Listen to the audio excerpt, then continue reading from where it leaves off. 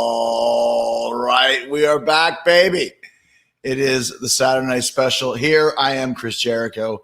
And wow, I'm really excited to be here this week. Last week we did the show from the back of the Fozzy tour bus, and we had to cut a little bit short. There was no sing-along last week. We're bringing back the sing-along this week, so if you have some requests, throw them in there. I don't know what we're going to do yet, but lots of events happening this week, lots of stuff to talk about. And we're going to kick it off right away with Who Booked the Debate, Kelia. That's a cool name, Kelia Goodwin. It was amazing. Whoever it was deserves a raise for real. That was me.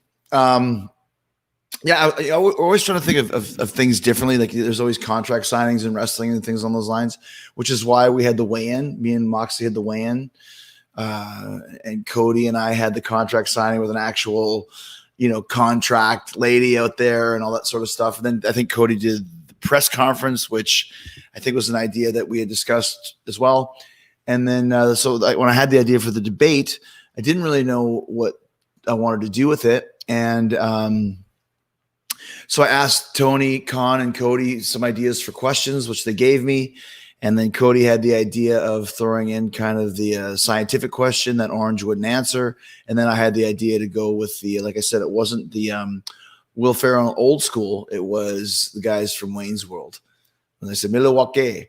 So that's kind of where that came from. And then I said, who can we use as a moderator? And Cody suggested Mike Tenay, and then I suggested Bischoff, and that was it. So that was basically it. I worked with Orange on his promo, and he nailed it. Fuck, it was a great promo too. So right off the bat, that's exactly what happened for the debate, and we're ready to roll, guys. It was another cool week of some great stuff with Orange Cassidy this week. Before we get into that, have you listened to Metallica S&M 2 yet? I don't have the record, but I heard what was it? Anesthesia, pulling teeth. Lars plays it with the cello player from the symphony. So it's really, really cool. And I've been really into Metallica Mondays. If you guys have been watching that, thank you, Josh. Every Monday, Metallica puts up a show on their YouTube page from different decades and different eras and different tours. And I've really been getting into it. I watched this week was from 2004, which was from Munich. It was right after James got sober. One of the first, the first tour with the new bass player, Rob Trujillo. Set list is great. They do Dyer's Eve and Damage Incorporated. And then a few weeks before that, it was the final show, I believe somewhere, maybe it was in San Francisco or Seattle or something, for the Damage Justice tour, like in '89. And they did Am I Evil? And James went to play drums and Lars sang. Jason played guitar and Kirk played bass. And I was asking Lars about it, and he was saying that in those days, if you weren't in the arena, you never saw it. Meaning, like, if you wanted to check out the show, there was no filming, there was no online, there was no internet, there was no, Twitter, no filming on your phones. You couldn't film on a video camera. That was all banned back then too. So when you went to see a show, a Metallica, and if Lars decides to sing lead one night, even if it's rotten, the only people that are going to see it are the 10, 12, 15,000 people in attendance, and they're going to think it's cool because they're there living in the moment. There's no way to analyze it and dissect it afterwards and that sort of thing. So very interesting point. But if you're into Metallica, you might want to check out Metallica Mondays. And AEW Dynamite Wednesdays had a great show this week. Of course, Orange Cassidy gets his big victory over Chris Jericho. And it was pretty crazy. Like, it was weird because we were running out of time. It's one of those things where we had a little bit of a time miscommunication. So we literally finished and then had like only 10 seconds before we went completely dark. So another great part of the story, which will continue. My stories always continue. They have a beginning, a middle, and the end, and we're not done yet. And wait until you see Dynamite next week. See what's coming up. You're not going to miss it. And Dynamite is on Saturday next week at 6 p.m., I believe, because we have been preempted by the NBA playoffs, which is a little bit of a drag. I would rather us be on Wednesdays straight through, but that's one of the things when you're on such a huge network such as TNT. They've got the NBA contract, which is massive. So obviously the fact that basketball is back, so those playoff games kind of take precedent over us, which is fine. We'll move to Saturday. unopposed, and we'll still whip some ass over there. And you're not going to want to miss the show. The next chapter in the Jericho storyline. I just missed it. Chris, hey Al, Chris, do you feel Fozzie's the next Judas Caliber song in the words? Judas is one of those songs. It's kind of not one in a million, but I mean, it's your elusive first hit single. I think it's just hit 41 million views on YouTube. And I mean, it went to number 5 on the charts in the States. So, it's hard to say if you ever, can write another song like that. And we're trying. I think this is our best record. Everybody always says that, but it really is. And we've tracked 4 songs from it, and we're doing some more tracking next week. I believe on the 20th to the 25th, we're doing some more studio work. We're actually doing it here in my house to avoid, studios and that sort of stuff with the social distancing and everything. So we're going to continue start really putting the nose to the grindstone for the record. We've dropped the title 2020. It's not called that anymore. We'll leave that for Bon Jovi. Why would anyone want to leave their name, the 2020? Why would you want to even remember that? In 2030. Have you heard the 2020 album by Bon Jovi? No, I don't want to hear anything about 2020. But we think it's going to be really good. And it's one of those kind of cool problems where I don't even know what the single is going to be. So it's going to be pretty killer. So, and also too, as you can see on the billboard down there, on the what's it called? Scrolling, that No No No by Quarantine is number 25 on the Billboard mainstream rock charts, which is amazing. That's the band that you saw here on the Saturday Night Special. So yeah, and I think the Crazy Nights record, I'm not sure if it's the exact same chart. Mainstream rock chart might be different from the mainstream rock chart that we're on. One might be national, one is indicator or whatever. But on the mainstream rock charts from the Crazy Nights record, Crazy Nights was at 37 and Reason to Live was 34, and No No No is number 25. So this might be the highest charting single from the Crazy Nights record that was 33 years ago. So there you go. A question for you that might pique your interest. It's actually spelled P-E-A-K, James, but I appreciate you wearing a mask. I really want to know, I said it in Paul said, I want to know, will there be any new titles coming to AEW? Oh yeah. I don't know. I don't think we really need any new titles right now, per se. I know that the TNT title is fairly new. Obviously, the FTW title, we don't even really know what that is. But I don't think we need titles. So the one thing sometimes that kind of muddles down wrestling companies, I really found this when Raw and SmackDown split back in the early 2000s. The world champion is the world champion. You can't have 2 of them.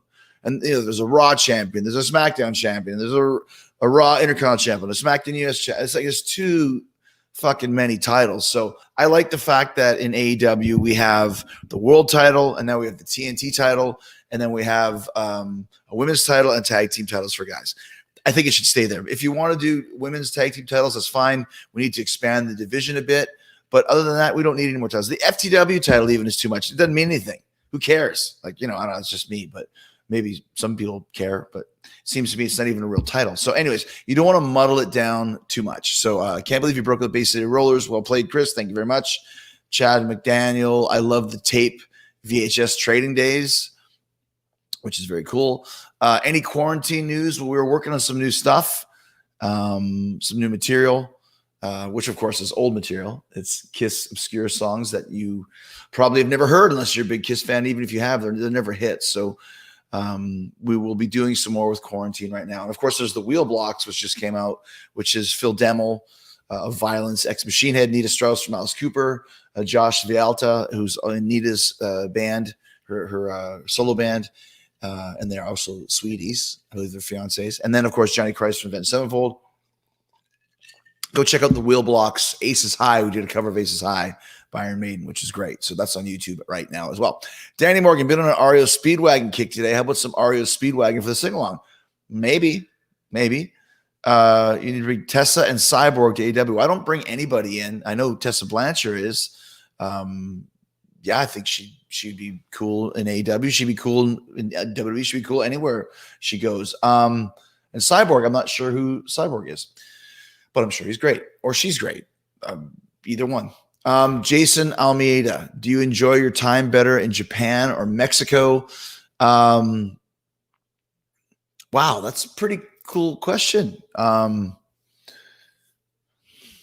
It's weird because in the early 90s, if you want to go for a Jericho deep dive, I was living in Canada. I was actually living in Vancouver at this point with Dr. Luther in a 1-bedroom apartment. Luther, his brother Lonnie, and myself. And I was working in Japan and I was working in Mexico. This is about 94. I'd started in Mexico in 93 and started in Japan in 94. So it was like 94, 95. And I had nothing in Canada. I had no girlfriend. Paul Stanley says on Decline of the Western Civilization, the Middle Years, if you want to make it, you got to get rid of your girlfriends. And I didn't have one, so that was easy. I had a car, but I could leave it at Lenny's place, at Luther's place, and that was it. So I decided to see how long I could stay on the road for. Like, let me just go on the road for as long as I got nothing else going on. If I go on the road, I get, hotels are paid for in Japan. Hotels are paid for in Mexico. I'm making money. I'm, finding my fame and fortune. So I, at one point, went from Mexico to Japan to Mexico to Japan for 5.5 months was the longest I was ever on the road for. And I had a full-time job in Mexico. They ran all year round. And then I would go from Mexico and do the tours in Japan. As a matter of fact, one time, I believe it was 1994. Yeah, 1994. Was it 94? Maybe 95. One of the 2 years. It was my birthday, 94. And I flew from Japan back to Mexico. So my birthday was actually like 37 hours long or 40 hours long, because you start in Japan on the 9th and you fly kind of back in time. So I had the longest 40-hour birthday and like no one to party with, but at least it was a long birthday. Pretty lonely. I remember I called my ex-girlfriend at the time. Of course, she was a stripper. And I was like, holy smokes, I just realized it's my birthday today. Isn't that weird? And she's like, whatever. Happy birthday. Get off the phone, dipshit. So anyways, I loved the intensity of Japan. I loved the legit sports competition atmosphere of Japan. And I always wanted to work there. And Mexico I loved as well, but I lived in Mexico, so there's a difference. I lived there, I rode the roads. I had to find my own way to get from town to town. A Greyhound bus. Well, it wasn't Greyhound, it was Australia or something like that. So I didn't, it was two different experiences, because Japan, you would go for a tour, you'd stay for 2 weeks or 3 weeks, then you go back home. Mexico, it never ended. Monday is Puebla. Tuesday is oh my God, Tehuacan. It's not Tehuacan. I'll think of it later. Wednesday's Acapulco. Thursday is a spot show. Friday's Arena Mexico. Saturday is Guadalajara. Sunday is Arena Mexico. It would just go in a loop over and over and over and over again. So you could literally go there and work 6, 7. Sometimes I worked 8, 9, 10 times a week. The most I ever worked was 10 times in a week, where I worked 4 matches on a Saturday. I worked a match at 11 a.m. I worked a match at 3 p.m. I worked a match at 7 p.m. And I worked another match at 11 p.m. where the lights went out and they had to use the headlights from the cars to light up the ring. Think about that. The cars were like on blocks, so they would point up. So it was a quick match, needless to say. But I was making really good money there. I was making like 3,000, 4,000 pesos a week, which at the time was about $1,500. Let's see, 1,000, 3. No, it was way more than that. I was making about $3,000 a week, two to $3,000 a week, which when you're 22, 23 years old, I'm there for 8 weeks. Think about that. Go home with $25,000 cash. I'd be hiding that shit in my socks and my dirty underwear and everything. But you come home with 25 grand cash. You're the bee's knees, man. The bee's knees. So I love Mexico, but I always loved the intensity of Japan, and I always wanted to work in Japan. That was a big dream for me. So I love them both, but I'd probably take Japan a little bit by an edge for that reason. All right. What are your thoughts on the AEW debut of Mike Chioda? Or if you're Cheech and Chong, Mike Sclerotum. Yeah, Cody and I had been talking about having Mikey come in, Kiki. Although me and Rock used to call him Chi-Chi, and then he became Kiki, if you heard Talk is Jericho. So we were thinking like we should maybe try and bring him in. Or we asked Tony Khan, but this is the middle of a pandemic and bringing in a referee, and we've got referees. But we always said if the time is right, let's bring him in for a big match. And Cody's very smart. He brought him in, made that TNT match seem special, and then asked me if I wanted to use him. I thought, well, we could really use him in this match and make a story around it. If you want a job, you better do the right thing. And then, of course, when the time comes, he turns his back, takes it away. I really like that match. I wish we would have had another minute or 2 minutes to really flesh out that story. I hate fucking rushing. But it's one of the things in live TV, and I've been doing it for 25 years. You gotta just cut the ballast and cut the bait and just make sure you get that freaking finish in before it ends, before the time ends. But I loved having Mike there. He's a great guy. We really have toured the world together. I really did save his job 18 years ago or whatever it was. He had gotten into some trouble with something. So actually Triple H and I were working extensively at that point in time. And we both thought Kyoto was the best referee in the business, which he was and still is one of them.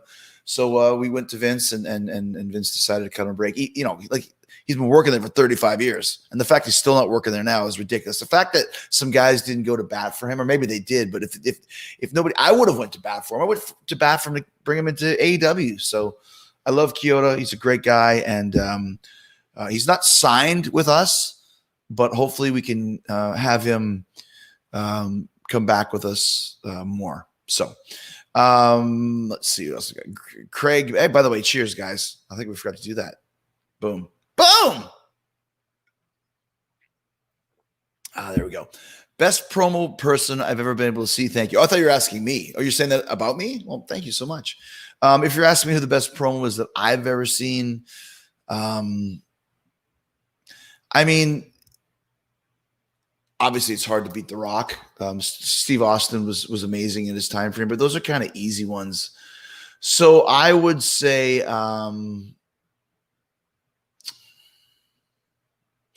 I always thought that Cena did great promos.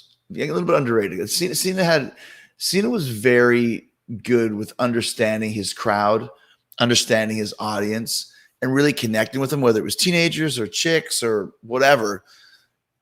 He was always really good. And he could be super goofy and is super goofy, but also could be very serious and make you believe what he was saying. So I think that's an underrated guy. And also Hulk Hogan in the 80s. There was nobody better at I remember one time he was like he's talking about Reagan or something. He's like, I see the 4-lane highway. I see the pop of his tries. Or like, what is he talking about? I see the head of his tries. Like, that's a terrible example, but he was always really good at getting you excited about what was going on. And I loved Hogan's promos. So Hunter McMillan, Jushin Liger, Ultimo Dragon. Ultimo Dragon is one of my favorite all-time opponents ever. I worked with him probably, I'd say 50, 60, 70 times. The first main event I ever had in Japan was with Ultimo Dragon. And I think he's a little bit underrated as a great worker and also as a pioneer. He was one of the first guys that was wrestling this hybrid Japanese Mexican lucha style. So definitely Ultimo Dragon. I only worked with Liger a few times. And obviously legendary. I was so honored that I was on the Tokyo Dome this year when I worked with Tanahashi, and it was Liger's last show to be able to thank him and say thank you. And he said some very nice things about me over the years as well. So, one of the original plans when I did the Super Liger thing was to end up feuding with Liger. Unfortunately, Super Liger shit the bed huge, and that never happened. But I did get to work with Liger a few other times. The only single match with Liger I ever had that I recall is I worked a tag match with me and somebody versus Benoit and somebody in New Japan. And I went for a spin kick. And you hear this on Dark Side of the Ring. And I missed him like barely by anything because I didn't smack him. He took a bump and he was angry about that. And he decided he was going to do 500 squats. Like just free squats. And because I was the guy who missed the kick, I said, well, I felt really bad. I'll do the squats with you. I did 500 fucking free squats. Do 5 right now and see how your legs feel. And the next day, I remember waking up and I felt like my legs, like I woke up, but my legs were like, no, we're not leaving. Yeah, so screw you, buddy. And they felt like they were 1,000 pounds. It was so hard to walk. I remember to walk down these stairs of a hotel to get on the bus to go to the venue. I'm like, oh my gosh. Like New Japan was famous at the time for having 8-man tags, 10-man tags. I was like, please let me have an 8-man or 10-man. No, single match. Whatever my name, Lionheart versus Liger. Oh, this is quaint. And I got through it. I think I lathered my legs in is not yakiniku and yaku yaku is what it's called. Yaku yaku is like tiger balm. You just rub it on there, and it was good. But once again, I spoke to Seth Rollins this week. Oh, you can't speak to Seth Rollins.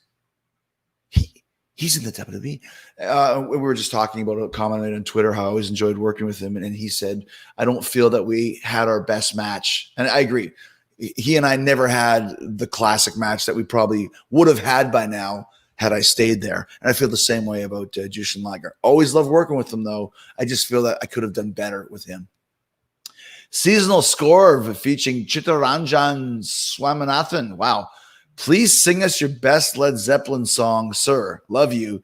You're the best pro wrestler ever. I love how you respect everyone. I love you for that. Well, Zeppelin might be a cool one. Rock and roll might be cool, but we'll see. We'll see. Jay Gordon from YouTube. Thoughts on AEW releasing B. Priestley and Sadie Gibbs? I hate to see anybody lose their jobs, and I like both of them. I think they're both really good. B's really good, and Sadie has great potential. She needs more experience, which she knows. And I think she was about ready to move to Atlanta even, but then the freaking pandemic hit and those girls got stuck. I think B lives in Japan, but also England or whatever. And same with Sadie. And I mean, I give Tony Khan credit for continuing to keep as many people on the roster from Europe as he did. I mean, there's a lot of people from Europe that he's still paying. And unfortunately, B and Sadie were let go, but I would have to think, as long as they keep working and keep honing their craft, that when all of this goes away and they're allowed to travel again, who knows? That could be 6 months from now. Paying somebody, if they're making, I don't know, if they're making $100 a year and you're paying them $100 and you can't even use them if you wanted to. So love them both great people. And hopefully they will be back in AEW again soon. How about the Striper to Hell with the Devil sing along? Oh, wow, that's great. Oh, you see this in the background there? There you go. An official Striper Bible. And as we know, and that's so high, by the way, but maybe you never know. Striper is on the triple whammy, the Chris Jericho Rock and Wrestling Rager at Sea, which is almost sold out again. This is so crazy.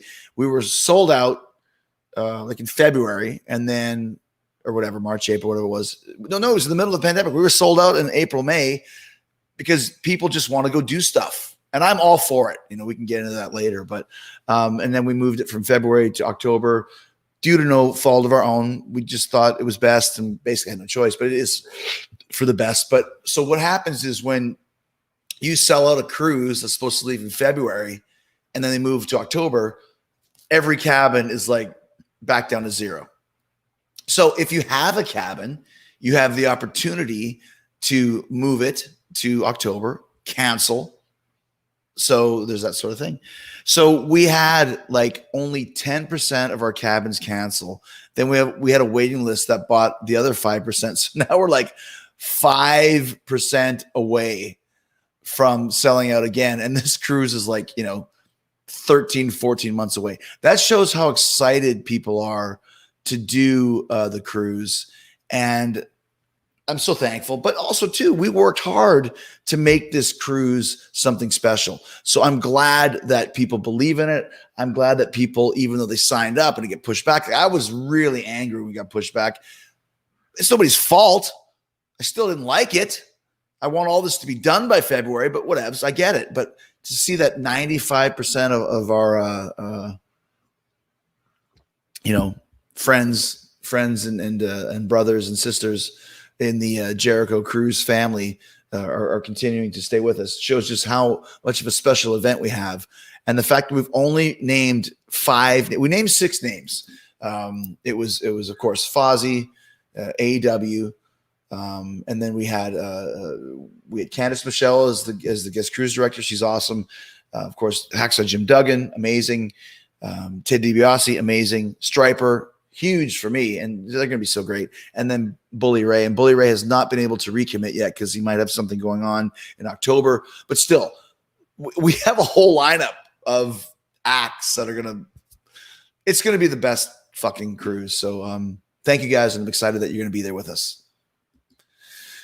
I can't believe they fired Kyoto like that. Paul always sneaks through. Me neither. 35 years. I mean, come on, seriously. 35 years, a dude's been in your company, you're going to fire him. You know, and besides the fact he's a great guy and is such a talented performer and can run the whole backstage, but after 35 years, what's he supposed to do? Go get a job at freaking 7-Eleven? Like, shame on you, WWE. They did it to Mark Eaton, who's a famous guy that's ringside guy. They still haven't been able to replace him yet. When I was looking for time cues, Mark was always the guy. 5, 4, 3. We have a guy in the AEW called Chris Dispenza. When there's a time cue, I look for Chris. He tells me what's up. Done. They still have not replaced Mark Eaton in WWE. And for Mike Kyoto, I don't get it. But whatever. I don't work there anymore. So, anyways, whose idea it was for you to be Super Liger in New Japan? Liger. Yeah, Liger wanted me to be his rival. You know, I was the white version of Liger. Like all dressed in white, and didn't work out. I did a whole podcast on it. You guys can go Google that. I think I said the life and times of Super Liger, January 4th, 1997 to January 5th, 1997. He lasted for one day. Who was your favorite wrestler as a kid? Hulk Hogan, and I love Ricky Steamboat as well. But I was a Hulkamaniac by far, all over the place. So. BT is the best show in the world. We need more Jericho. Listen, hey, thumbs up to the Bucks for continuing to do this, and it's got a great fan base. And you know, here's the thing I love about BTE, and this is why the Bucks are very smart, or one of the reasons. They use the underutilized talent, and something that I do in AEW. I've got a whole plan for the next 10, 15 weeks. With, you know, if you're on the show, if you're on the roster, we're going to use you in AEW. No one's there to be like a, you know, dark match, opening match jobber, and that's it. Like, if you're on the show, we expect you to, you know, get into the big leagues, sort of thing, get into the main roster, make a mark. And they did a great job with John Silver and Alex Reynolds, using them as, you know, comedic, relief, I guess. But both of them did really good, and as a result, they also did really good on their match with Cody and Matt Cardona last week or 2 weeks ago. And they got themselves a contract. So that is amazing. And that's what BTE does, because the Bucks are smart enough to know if you're on the roster, we're going to use you in one way, shape, or form. Thoughts? Hey, Matthew, thoughts on Brett saying Triple H and HBK tried to push The Rock out? As far as I know, that's true from what The Rock told me. That's the reason why The Rock and Shawn Michaels never worked a match. I think it's one of the, I think also too, Shawn might have insulted Rock when he was a kid in Hawaii or something. Rock's got a long memory. But yeah, even when Shawn came back, I believe there was one match where it was Triple H versus The Rock in Louisville, Kentucky. And Shawn was the special guest ref, and they were angling to try and do an angling, trying to do a storyline, a feud between Rock and Shawn. I don't think Rock wanted to do it. And I remember that because I worked with Benoit that night in Louisville. Yeah, Rock's very convicted. And listen, as big of a movie star and as big of a media mogul as The Rock is, at the start, deep down inside, he is a wrestler through and through. He grew up in the wrestling business. His father was a wrestler. His grandfather was a wrestler. His grandmother was a promoter. His mother still sits in the front row anytime we go into the Miami area, whether it's AEW or WWE. She doesn't care, nor should she, because wrestling is wrestling. So, you know, I think Triple H and HBK would probably even admit that themselves. Things were different back in those days. We were all young and dumb and full of, what's the rhyme? Yum yum? I don't think that's it. Any chance to get the Good Brothers back on for another Talking Shop podcast? Yes, I would love to. That was the last one we ever did, was in China. So much fun. I love Gallows and Anderson. There was a little bit of wishy-washy, kerfuffle between us for a while, but those guys are the fucking best. I love those guys. And we had so much fun in WWE. And they had told me that were doing this talk and shop thing where they were in Japan, and I'd been in Japan too. We were just looking for something to do, and the fact they found something to do, having like the worst podcast ever. So I said, well, let's do a talk and shop. Talk as Jericho presents Talk and Shop. And that's what we did. And we did one. The first one was from Hawaii with Uncle Alan, who, of course, is AJ Styles, Malibu Al, for reasons which we will keep amongst ourselves. And then we did like Australia. We were like anywhere around the world. Australia, we did one in like Birkenheiser, Germany, where Anthrax showed up. And I can't remember what it was, like Schwarzkopf, Germany. We were supposed to do one in Japan, but we got way too loaded and couldn't do one there. So it was Australia, Hawaii, Birkenstock, Germany, a couple other ones, whatever. But China was kind of the last one that we did. The last one we did was the Sober Talk and Shop in New York City, which was fun. But in China, it was great. And we were just fucking loaded, man. And Gallows, we run out of vodka, and Gallows decides he's going to buy a bottle of vodka from the hotel. If you've ever bought a bottle of vodka from a hotel, if it costs $30 in the liquor store, it costs like $300 at the hotel. So Gallows, I think, costs like $750 or something. So we're sitting there, and you know, it's the typical like, we're super drunk here. Okay. So we keep it recording as the door opens and the waiter comes in and brings us our bottle of vodka for $750 that goes to Gallows' room. And then we're talking, and then the guy leaves. And we actually have him on the show. He can speak some English or whatever. And I don't remember what we asked him. You guys can go find that. And then it's like he leaves, and after a couple seconds, Gallows like, am I the only guy here that noticed that the waiter's name was Albert? And his name takes it. We're in the middle of Shanghai, China. And the waiter who comes speaks little English. His name is Albert. That'd be like being at the freaking Days Inn in Sheboygan, and the guy at the front desk is like Sheng Shuang. Like, where does Albert come from? And Sheng Shuang, by the way, is from Sheboygan, and he's American. So we got the Chinese guy named Albert. And that was the morning that I woke up. It was right after Hardwired to Self-Destruct came out. And I woke up on the floor of my room in China with just getting kicked. I look up and it's Fit Finlay. He's like, get up, gotta go. And Spider, who's a referee in WWE, is packing up all my stuff. And Johnny Ace might have been there too. And I had all these microphones around because the guys just finished talking shop and split. And I think I got in a fight with with Joe Henning that night too, somewhere. I remember just waking up on the plane like, where am I? Bing, we are landing in 30 minutes in Detroit. I'm like, I've been sleeping for 16 hours. Like, what the fuck did I do? And I didn't know what was packed, what wasn't packed, what was going on. And so we flew from Shanghai to Detroit, Rock City, and then Detroit to Baltimore. And when we got off and went through customs, and I was so out of it and so done, when everybody went to the right to go to Baltimore, like, you know, you walk through customs and you right to connecting flights and left to the exit. I just walked out left. And everyone's like, Chris, you're going the wrong way. I didn't care. I just got in a cab and I said, take me to the nearest 5-star hotel. And then flew the next day. But yeah, that was the last, that was the residual effects of the last talking shop that we did. So many good things. Let's see what we got here. Marcus Cowan. Hey, La Champion. Shout out from Topeka, Kansas. Do you think Cornette is just picking AEW at this point? And Jackie Ryan asked about Jim Cornette. My answer is yes. I think Jimmy makes some good money off his podcast. And he's just picking on us now. Because he's banned from watching AEW. He's on AEW suspension right now.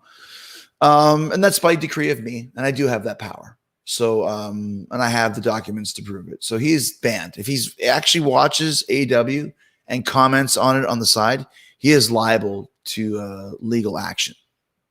Just saying.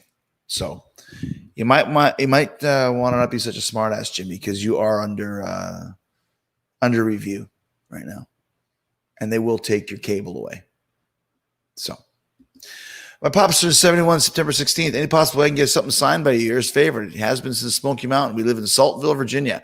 I remember that. I went to Saltville, Virginia for Smoky Mountain. Listen, if we had a show in Saltville and you came down, I'd be happy to sign something, but I don't have a post office self-addressed post office box anymore. I did in the 90s, but not anymore. Logan J. Jericho's the Tony Stark of wrestling. Cool. Appreciate that. Thank you. Favorite cereal? Wow. I have a sponsor on Talk is Jericho called Magic Spoon. And you might be thinking like Magic Spoon, it's a sponsor.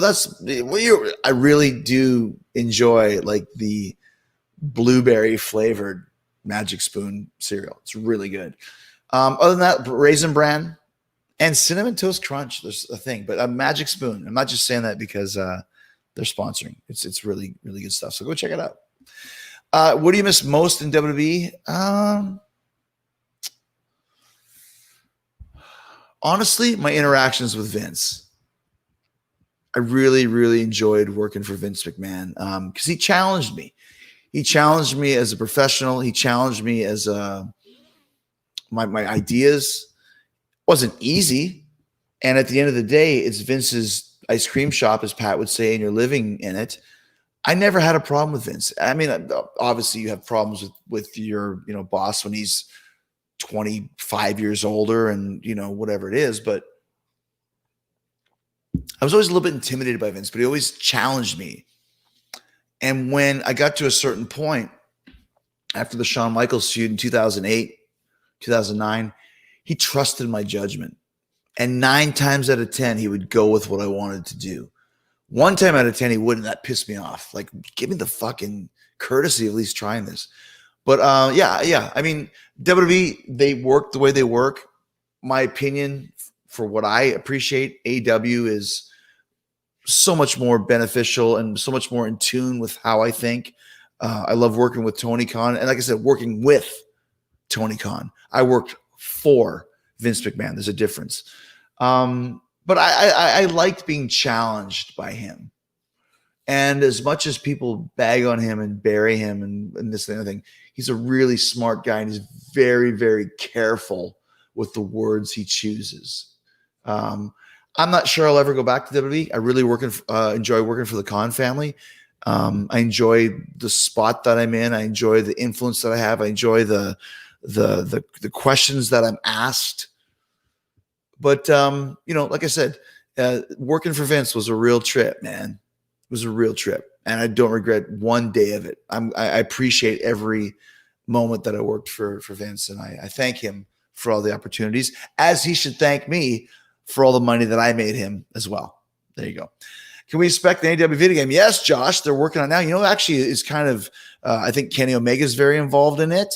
And I think that Aubrey Edwards, the bane of my existence, is working there as well, is working on it as well. And I think that it's going to be great because we have some people that are like, do you know that Aubrey, if you listen to Talk is Jericho, her job in the past was writing video games and creating video games and all that sort of stuff. So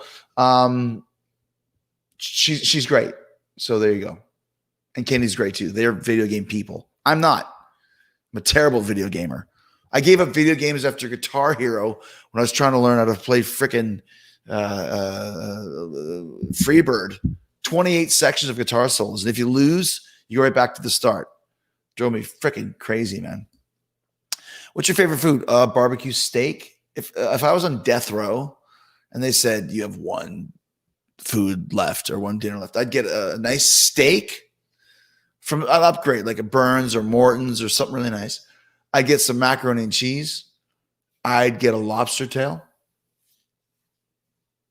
I'd get a pepperoni and ground beef pizza from DJ's in Winnipeg, Manitoba, Canada. Piece of cherry pie with vanilla ice cream and a whole giant bottle of Grey Goose vodka. And I would eat like a king, drink like a fish, and die like a hero. Oh, yeah. That was good. I like that. Your favorite tag team of all time, the Rockers. Thank you, Jennifer, for the question. The Rockers, the Heart Foundation.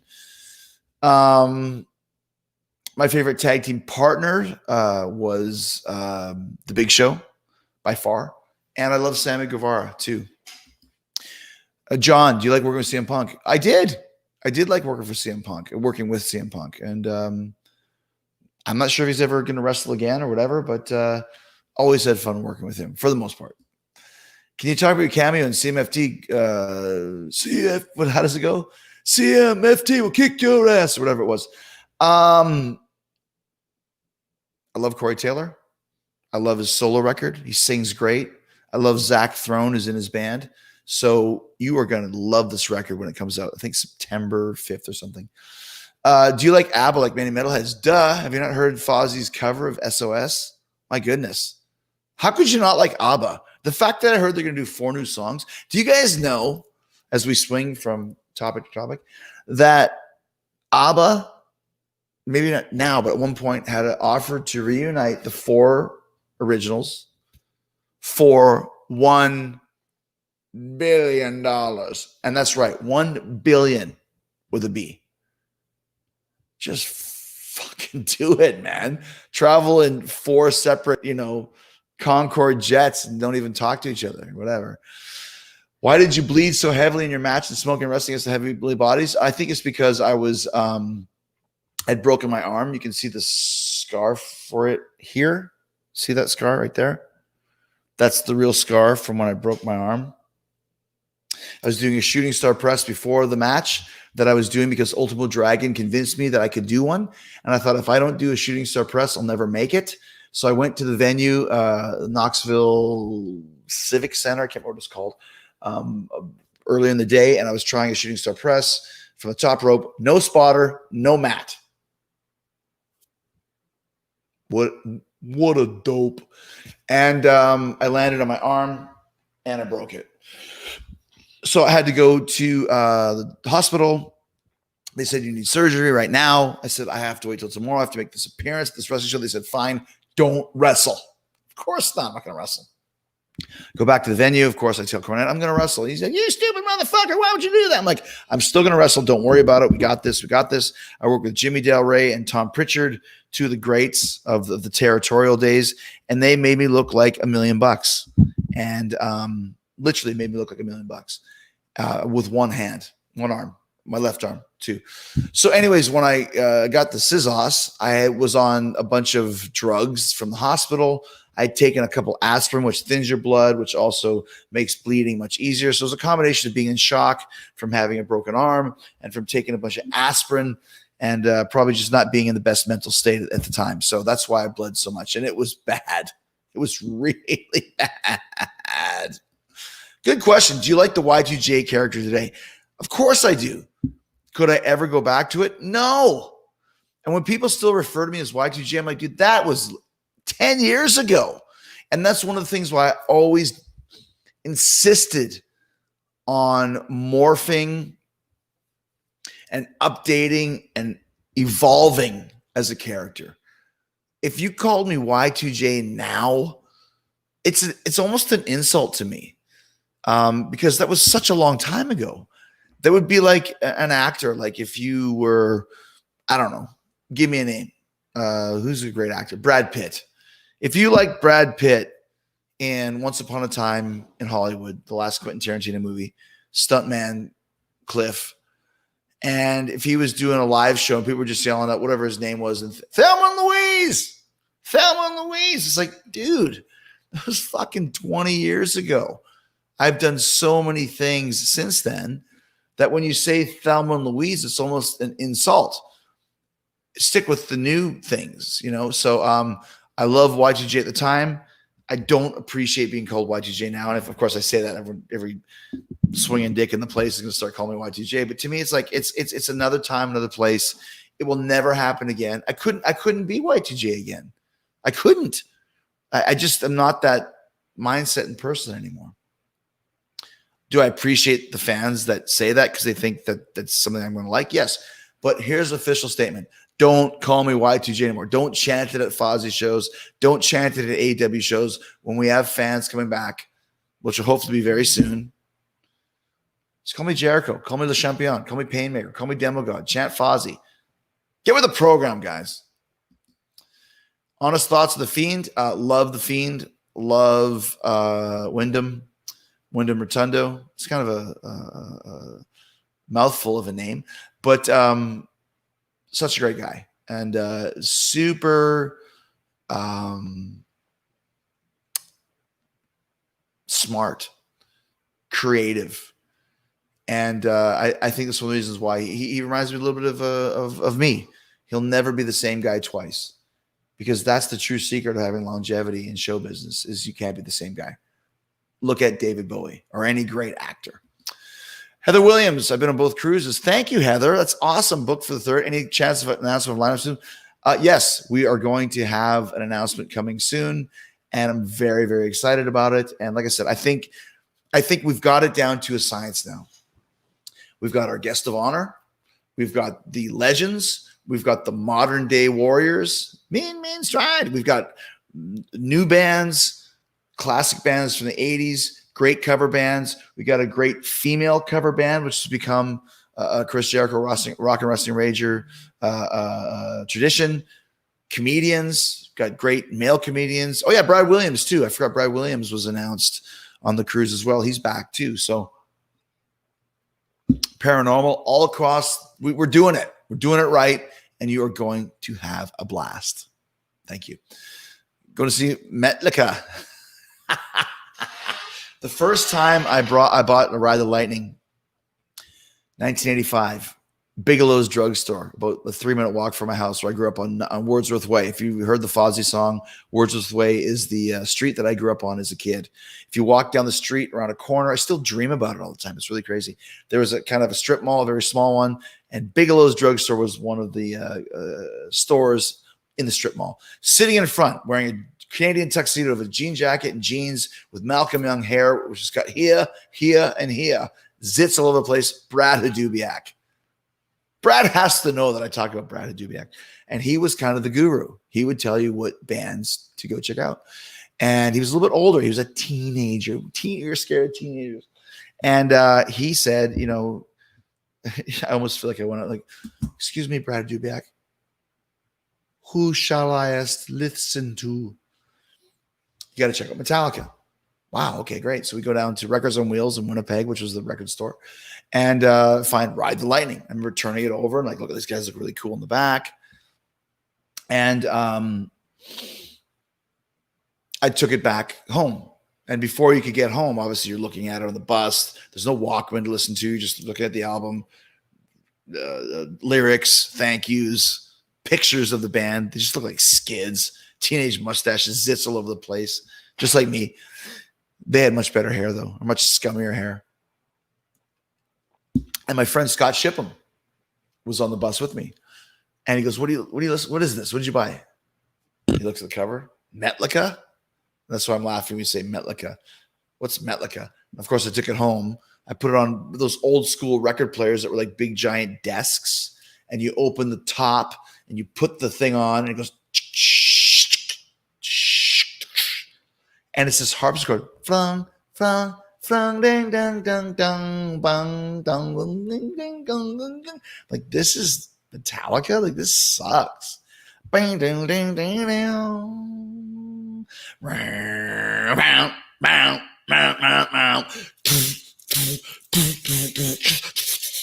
It's just like, so much fun. So, have fun.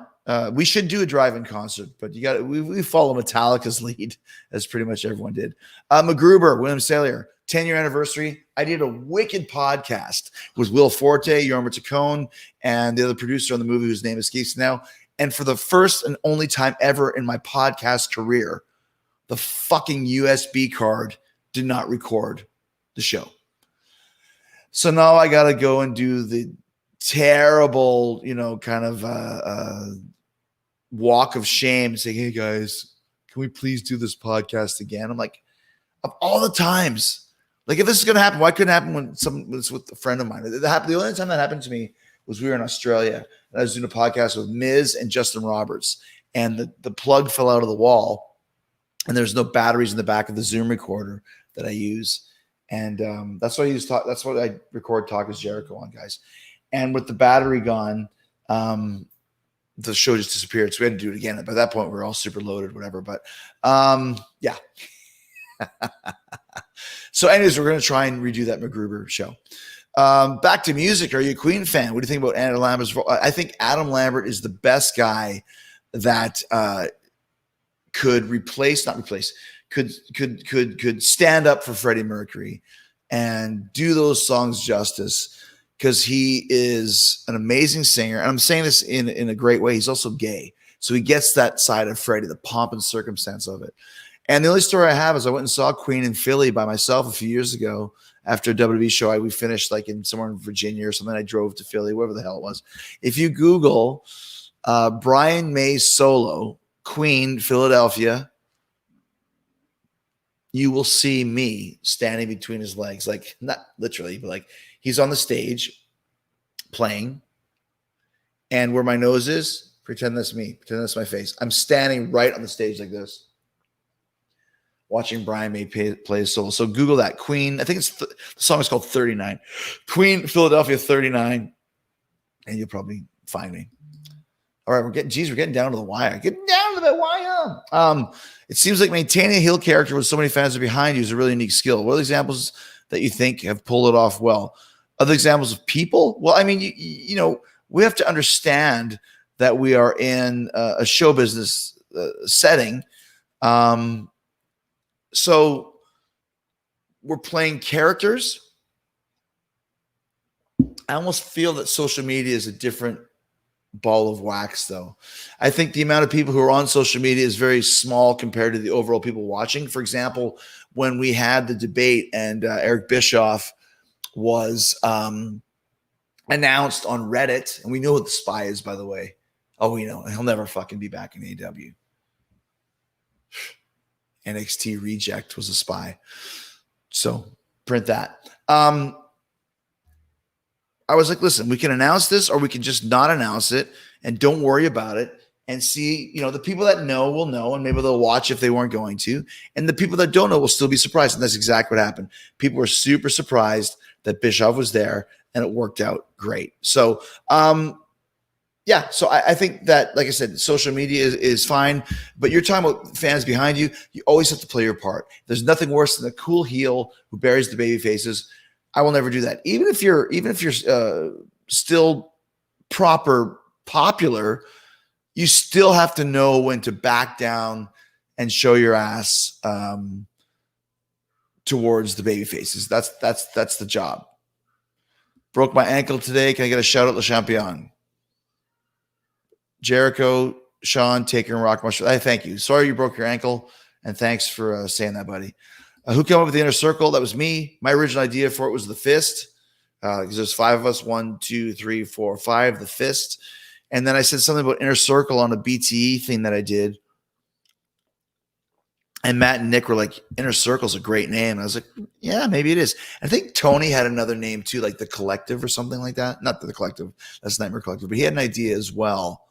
He wanted to be like a band like Chris Jericho and the Conspirators or whatever the hell it was.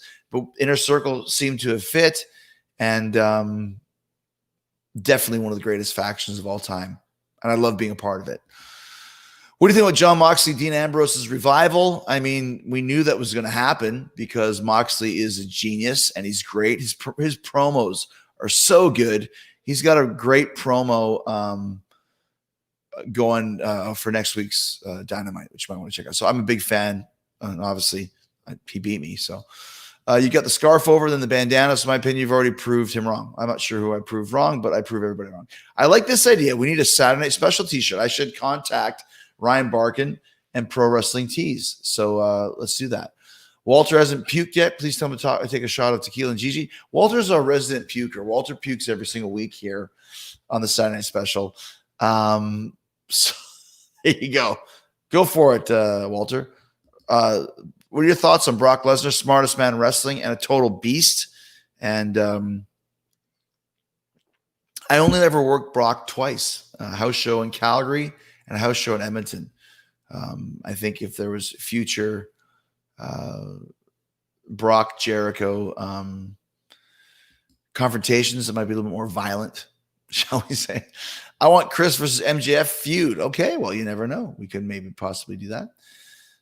Can I use Judas in my upcoming horror thriller movie? Is this John Carpenter?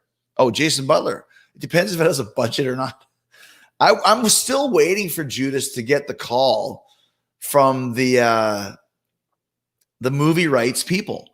Like, where are these people? Like, Judas is a great song. It should be in every movie. So, Jason, if you got a good good story, maybe you can good budgets, maybe. I don't know. Nicola, what do you think about the band Depeche Mode? I love Depeche Mode. I hated them when I was in high school. But I never realized how huge Depeche Mode was until after I got out of high school. My friend Wallace loved Depeche Mode. I loved heavy metal. And that's where we had this band called the BTWF, which was the Big Time Wrestling Federation. And we were called the BTWF Orchestra, which was kind of a techno metal band. And the metal came from, Metallica and Kiss and all the stuff I was doing. And the techno came from Depeche Mode, Cabaret Voltaire, all these other bands that he was listening to. So I love Depeche Mode. Pleasure, little treasure. That's a good one. Favorite Faulty Towers episode? Gosh, all of them. The Waldorf salad is so genius, so much fun. And of course, the Germans. I talked about that with Rob Schneider today. Rob Schneider is going to be on Talk is Jericho coming up. We were talking about John Cleese. All right, so we're getting ready to get to the sing-along. I'm thinking a little bit kind of a Scorpions thing, but we'll get there. Get a couple more questions first. Oh my gosh. I had one that someone said, what do you think of Alexa Bliss? Alexa Bliss, there you go. I think she's great. She loves horror movies too. So she's a great performer. She's maybe a little bit injury prone from what I hear, but one of my favorites in WWE and great performer. And I think she does an awesome job with everything she does. So much respect for her. Revenge and Alive are my two favorites. Michelle gets through every week. She knows exactly what kind of questions I like to answer. How long do you envision being AW are going to leave at the end of contract? We haven't announced it yet, but I'm not going anywhere for a long time. Let me just say that. So as we start, Rush, yes. Halloween, yes. Hi, Chris. You're great. Watch your fears. I would never do a retirement match. I would never do. This is my retirement. What I might do is finish up and then rent like a arena in Calgary and do a final match, Jericho versus Lance Storm, and put together kind of a all-star lineup with whoever's available in the indies at that point in time. Probably lose a couple $100,000, but I would love to finish my career the exact same way that I began it versus Lance Storm. And the match could suck. I mean, Lance is always great. At that point in time, I might be completely off my rocker, but who knows? I'm 49, still going. I mean, I'm not leaving anywhere soon, but that could be cool. Vinny, what do you think of Clifford? Clifford! Lenny, are you watching tonight? Clifford! Oh, I love Clifford. Everyone go watch the Martin Short movie, Clifford. All right. I am going to do a Scorpions song tonight. And somebody wants to hear Rocky Like a Hurricane, but I was thinking Big City Nights, which I think I'm going to do. Scorpion, I always look forward to Saturday. Oh, favorite church, rock and roll shows. Geez, I don't know. I don't know how these things go by so quickly. Yeah, let's do, oh my God, I love this one. What a piece of shit. Le Champion is now Le Jabre. I've lost three times. So if I can be so bold, go fuck your ass. Oh my gosh, this is great. Fondest memories were late Hayabusa. Okay. And Asher Bombsy, I look forward to Saturdays of the SNS. Thank you. So Hayabusa, if you guys know Hayabusa or don't know him, he was Hayabusa means falcon. in Japanese. And he was the star of FMW. Had he worked in New Japan or All Japan, he'd be a much bigger star than he was. But he worked in FMW, but he was not a death match wrestler. And FMW was a real death match company. And the reason why he never left is because he came through the system there. And when I came to FMW, my first tour was October of 91, right? And he was a young boy. His name was Izaki. E.G. Izaki, E-I-G-I, E-Z-A-K-I, E.G. Izaki. So we were young boys too. Lance and I were there, and we worked with Izaki. And the biggest thing was he was super talented, super high flyer, and the big move at the time was a moonsault. That's it, a moonsault. Not a triple moonsault, not a quadruple moonsault, just a fucking moonsault. So he would do the moonsaults, right? And the only thing they said to us is when Izaki does the moonsault, make sure you make the save, okay? Because he is so, we're really pushing him, and we want him to, to be a big star. So if he does the moonsault, make sure you make the save. Great. But think about that, a moonsault? So Izaki was also in Mexico with me, and we had great times together. But he was a high flyer ahead of his time. And had he worked, like I said, for another company, he probably would have been a much bigger star than he was. And much respect to him. And obviously, it's crazy because he hurt himself doing a lion salt. And he landed on his neck. So anytime I do a lion salt, I always make sure I better really nail this in honor of E.G. Izaki. So, all right, we are going to do the sing-along. I got to take care of my dog. Give me 1 second.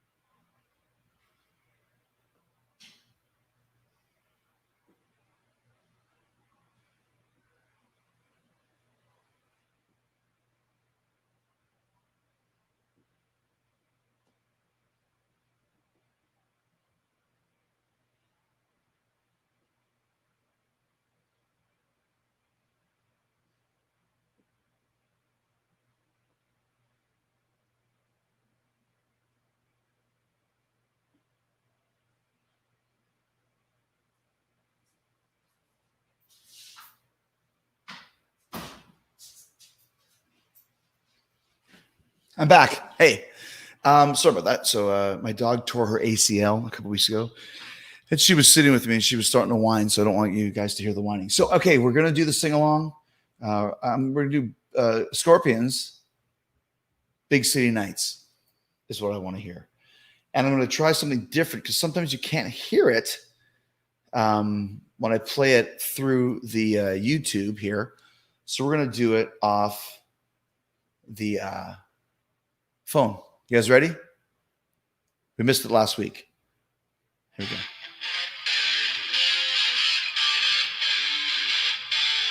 Can you hear that?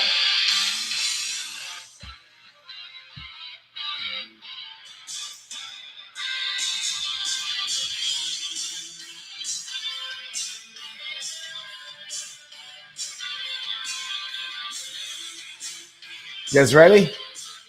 Here we go. When the daylight is falling down into the night and the sharks try to cut a big piece out of life, and it feels all right to go out to catch a outrageous thrill, but it's more like spinning wheels of fortune and never stand still. Big city nights. Big city nights. When the sunlight is rising up into my eyes, long night has left me back at somebody's side.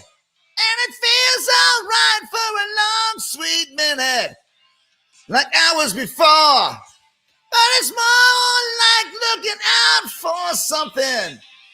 Can't find any more. Love it. Big city nights. Big city nights. Big city nights.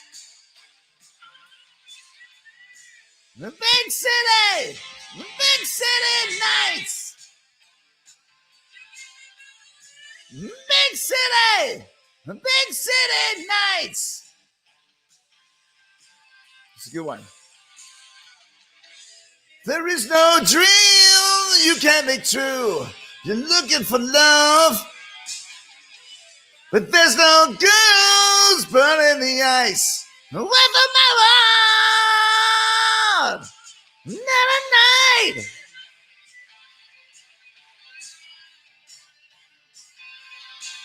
What a tune, man. I got my lighter up there. Thanks, Chad.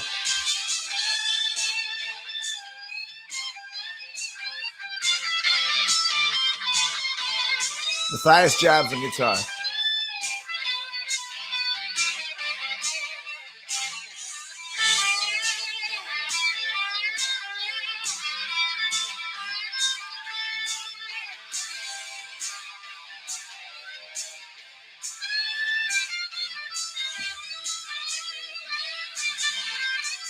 Big city nights.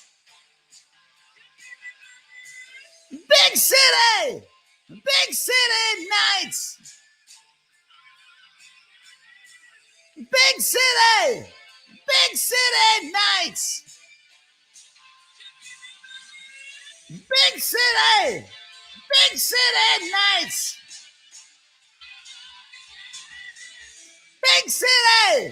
Big city nights.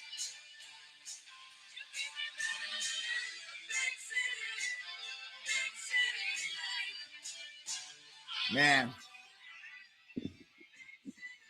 what a great tune. So somebody said, I guess last week, because we didn't do a sing-along, that we would do a double tonight. So we should, because somebody requested Sandpaper, which is cool. And the reason why it's cool is this week was the 8th anniversary of Sin and Bones. So if you guys want another song, should we do Sandpaper by Fozzy or what? People are saying you said that you're going to do another one. So yes, should we do another one? What's the overall consensus? All right, let's do it. Who cares, right? Let's have some fun. We didn't do a single last week. So in honor of the 8th anniversary of Sin and Bones, right there, we're going to do Sandpaper. You guys ready? Here we go. Cat scratch, a whiplash, a witch hunting black. Sandpaper stares at my skin, grabbing the state of man. Millstone, my heart and scrapes, grabbing the soul that believes within. Embracing wounds that never heal, bleeding emotions are hard to feel. Face himself the truth is calling, falling. Sorry, we're running out of time, so we can't do the full song. But it's cool. We will do that next week. How does that sound? Yeah, we were running out of time. We've got some time constraints tonight, dealing with sick dogs. So anyways, I have to do my responsibility of a dog owner, and all good. So we will do that next week. But we had a great time this week right there.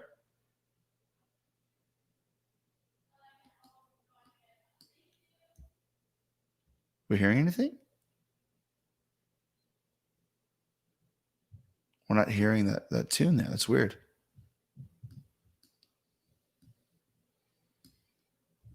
Trying to get the I'm going to stop sharing this. There you go. Try again. Share screen. Share screen. Boom! There we go.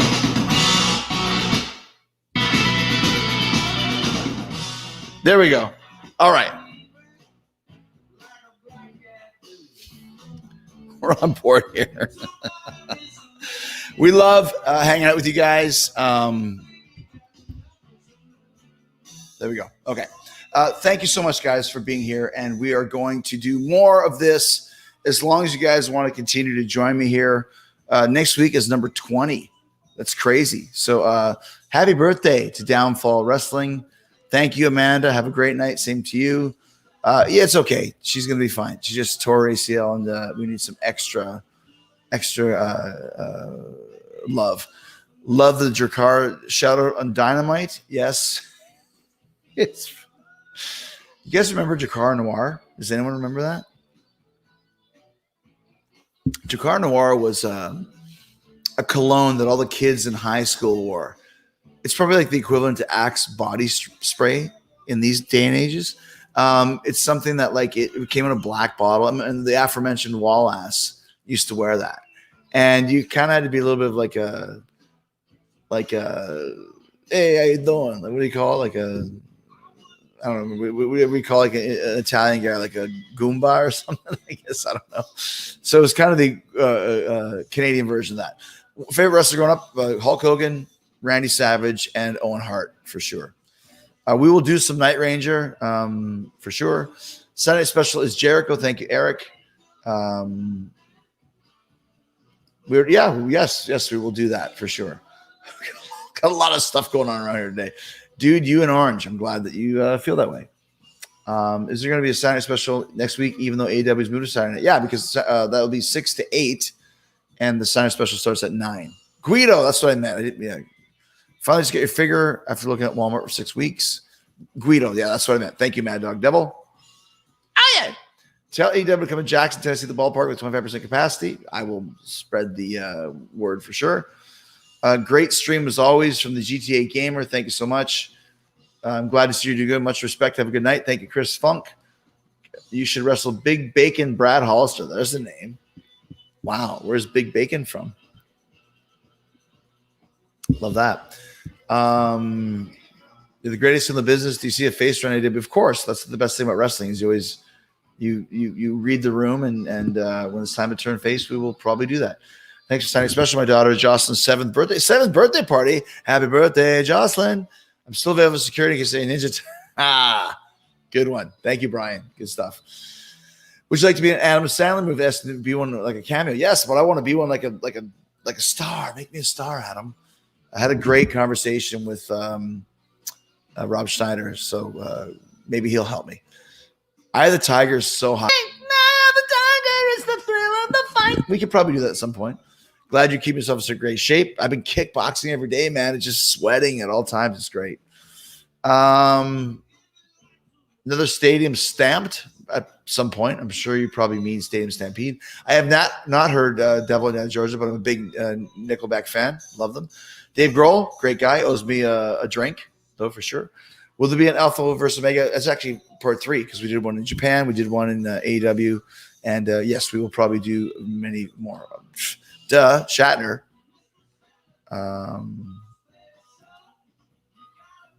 Best part of Saturday night, good times as always. Thank you, John.